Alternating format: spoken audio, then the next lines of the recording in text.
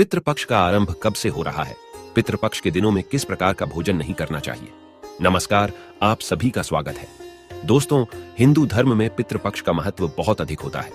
पितृपक्ष के दौरान हमारे पूर्वज पितृलोक से धरती पर हमें मिलने के लिए आते हैं। हमारे द्वारा उनके लिए किए जाने वाले श्राद्ध तथा तर्पण, पिंड दान आदि कार्यों से वे संतुष्ट होकर हमें आशीर्वाद प्रदान करते हैं। इसके साथ ही पितृपक्ष में हमें भी कुछ नियमों का पालन करना होता है। पितृपक्ष के दौरान स्नान से लेकर रात्रि को सोने तक महत्वपूर्ण नियमों का पालन करना चाहिए। इसके साथ ही गरुड़ पुराण में पितृपक्ष में भोजन करने संबंधी महत्वपूर्ण नियम बताए गए हैं। इन दिनों में मनुष्य को किन चीजों का सेवन नहीं करना चाहिए, भोजन करते समय अपना मुख किस दिशा में रखना चाहिए और किस दिशा में नहीं रखना चाहिए। साथ ही पितृपक्ष में स्नान करने के नियम भी बताए हैं। प्रत्येक मनुष्य को पितृपक्ष में इन नियमों का पालन अवश्य करना चाहिए। इससे मनुष्य को पितृदेव का आशीर्वाद प्राप्त होता है और उनके जीवन में सुख समृद्धि आती है। प्रतिवर्ष पितृपक्ष भाद्रपद मास के शुक्ल पक्ष की पूर्णिमा तिथि से प्रारंभ होते हैं और आश्विन मास की अमावस्या को इनकी समाप्ति होती है। इसे सर्वपितृ अमावस्या कहा जाता है। पितृपक्ष के दिनों में मनुष्य को पितरों की संतुष्टि के लिए श्राद्ध कर्म तथा दान धर्म करने चाहिए। श्री कृष्ण कहते हैं, जिस मनुष्य को उसके पितरों का आशीर्वाद प्राप्त होता है, उसके कुल का गौरव सदैव ही बढ़ता है। ऐसा मनुष्य कभी दरिद्री नहीं रहता है। इस साल पितृपक्ष 29 सितंबर शुक्रवार के दिन प्रारंभ हो रहा है और 14 अक्टूबर के दिन पितृपक्ष का समापन होगा। पितृपक्ष 16 दिनों तक चलते हैं। इस दौरान मनुष्य को पितरों की संतुष्टि के लिए उपाय अवश्य करने चाहिए। चलिए अब जानते हैं कि पितृपक्ष 2023 की तिथियां। पूर्णिमा तिथि 29 सितंबर 2023। अगर आपके पूर्वजों की मृत्यु पूर्णिमा तिथि के दिन हुई है तो उनका श्राद्ध पितृपक्ष के भाद्रपद शुक्ल की पूर्णिमा को करना चाहिए। इस पूर्णिमा को शास्त्रों में प्रोष्ठपदी पूर्णिमा के नाम से जाना जाता है। इस दिन पितरों का श्राद्ध करने से पितृदेव अत्यंत प्रसन्न होते हैं। पहला श्राद्ध 30 सितंबर 2023। अगर आपके पूर्वजों की मृत्यु किसी भी माह के शुक्ल पक्ष अथवा कृष्ण पक्ष की प्रतिपदा तिथि के दिन हुई है तो उनका श्राद्ध इस वर्ष 30 सितंबर के दिन करना चाहिए।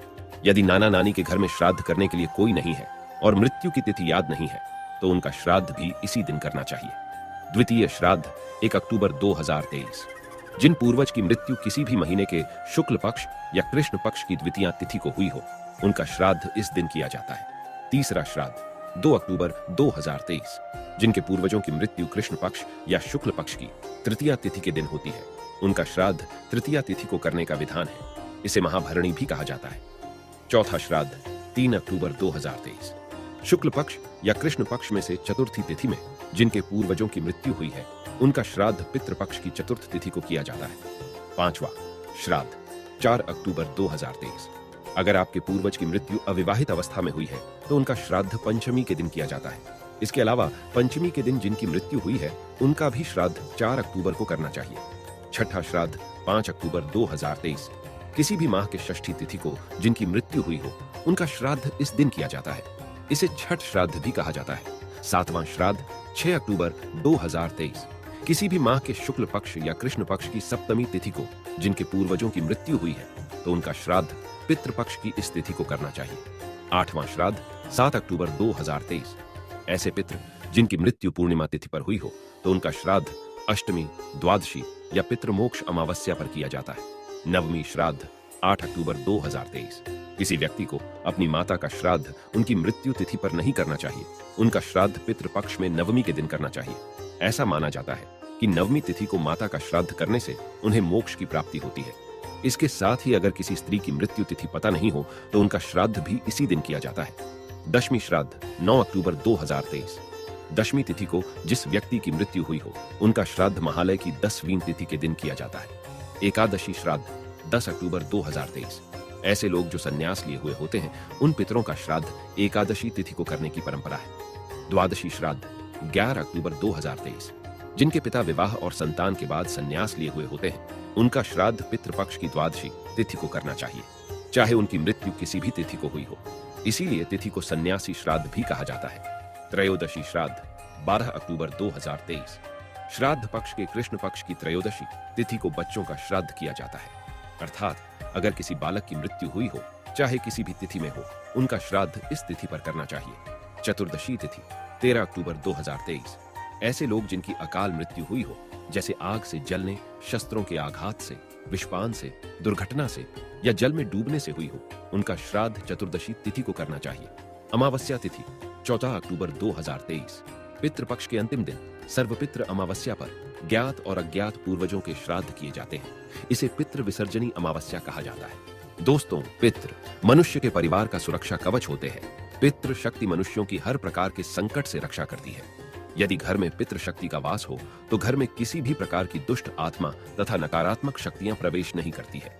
इसीलिए हमें पितृपक्ष में कुछ ऐसे कार्य करने चाहिए जिससे हमारे घर में पितृ शक्ति का वास हो।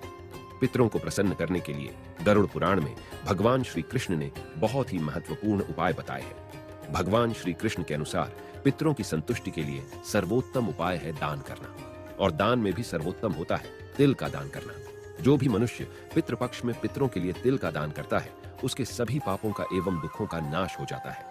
इसके अलावा आप पितृपक्ष में अपने पितरों की संतुष्टि के लिए वस्त्र आदि का दान अवश्य करें। यदि गाय का दान किया जाए तो कई गुना अधिक फलों की प्राप्ति होती है। श्री कृष्ण कहते हैं, मृत्यु के पश्चात मनुष्य की आत्मा अभौतिक रूप धारण करती है। उनका यह शरीर वायु रूप में होता है। वायु रूप में मृत आत्माएं घर में प्रवेश करती हैं और अपने परिजनों द्वारा किए जाने वाले कर्म कांड तथा श्राद्ध से वे अत्यंत प्रसन्न होते हैं। मनुष्य के पितृ उसके द्वारा चढ़ाए गए भोग को प्राणियों के रूप में ग्रहण करते हैं और उन्हें आशीर्वाद देकर फिर से पितृलोक में लौट जाते हैं।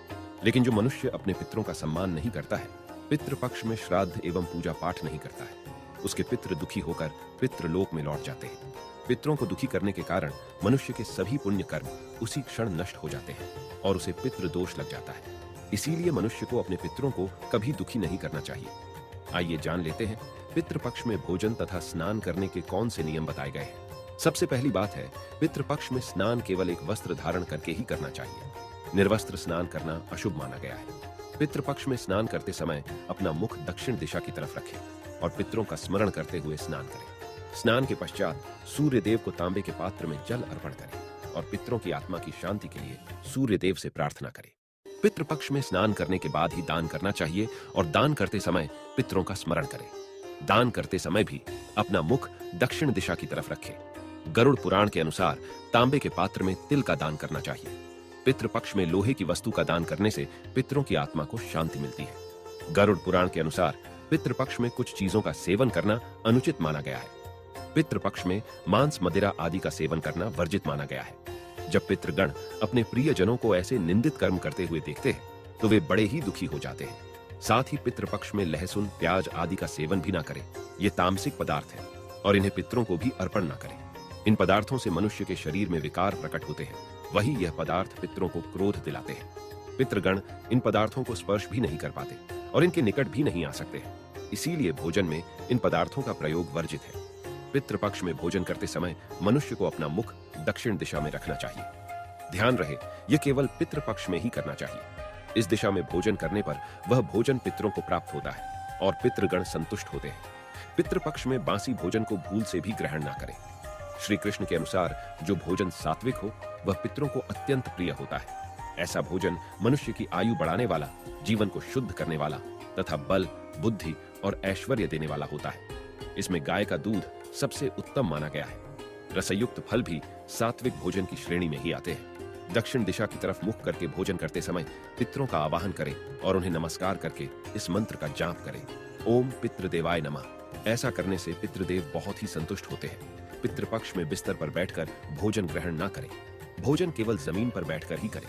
शास्त्रों के अनुसार पितृपक्ष में चने की दाल और मसूर की दाल खाना वर्जित है। मसूर की दाल का श्राद्ध कर्म में भी प्रयोग ना करें, क्योंकि यह एक नकारात्मक व्यंजन है। इसके साथ ही सरसों के साग की सब्जी भी खानी नहीं चाहिए। तो इस प्रकार से गरुड़ पुराण में पितृपक्ष में किए जाने वाले महत्वपूर्ण नियम बताए हैं।